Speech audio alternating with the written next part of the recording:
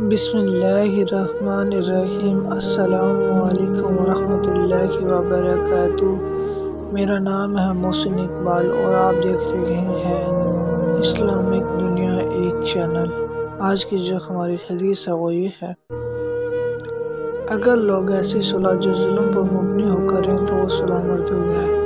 حضرت ابو ہریرہ اور زید بن خالد جہنمی رضی اللہ تعالیٰ عنہ سے روایت ہے، انہوں نے کہا، ایک اعرابی آیا اور اس نے عرض کیا، یا رسول اللہ صلی اللہ علیہ وسلم، ہمارے درمیان کتاب اللہ کے حکم کے مطابق فیصلہ فرمائیں۔ اور اس کا مخالف کھڑا ہوا اور عرض کیا، اس نے سچ کہا، ہمارے درمیان اللہ کی کتاب کے مطابق فیصلہ فرمائیں۔ اعرابی نے عرض کیا، میرا بیٹا اس کے پاس مزدور تھا اور اس نے اس کی بیوی کے ساتھ زنا کیا، تو انہوں نے مجھے کہا، تیرے بیٹے پر رجم ہے۔ میں نے اپنے بیٹے کا 100 بکری اور لونڈی فدیہ دیا ہے۔ پھر میں نے اہل علم سے دریافت کیا، اہل علم سے مراد وہ لوگ ہیں جو نبی اکرم صلی اللہ علیہ وآلہ وسلم کے زمانہ اقدس میں فتویٰ دیتے تھے، اور وہ خلفائے اربعہ اور انصار میں سے 3 ابی بن کعبہ، معاذ بن جبل اور زید بن ثابت رضی اللہ تعالیٰ عنہ ہیں۔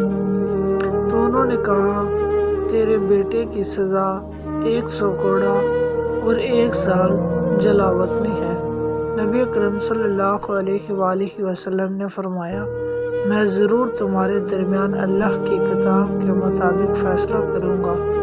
لونڈی اور بکریاں تجھے واپس کی جائیں گی اور تیرے بیٹے پر 100 کوڑا اور 1 سال کے لیے جلاوطنی ہے۔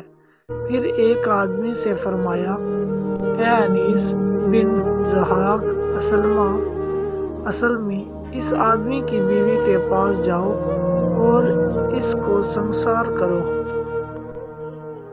انیس اس عورت کے پاس گئے اور اس کو سنسار کر دیا۔ ام المومنین حضرت عائشہ رضی اللہ تعالیٰ عنہ سے روایت ہے کہ انہوں نے کہا، رسول اللہ صلی اللہ علیہ وآلہ وسلم نے فرمایا، جس نے ہمارے اس دین میں کوئی نئی بات نکالی جو دین میں سے نہیں تو وہ مردود ہے۔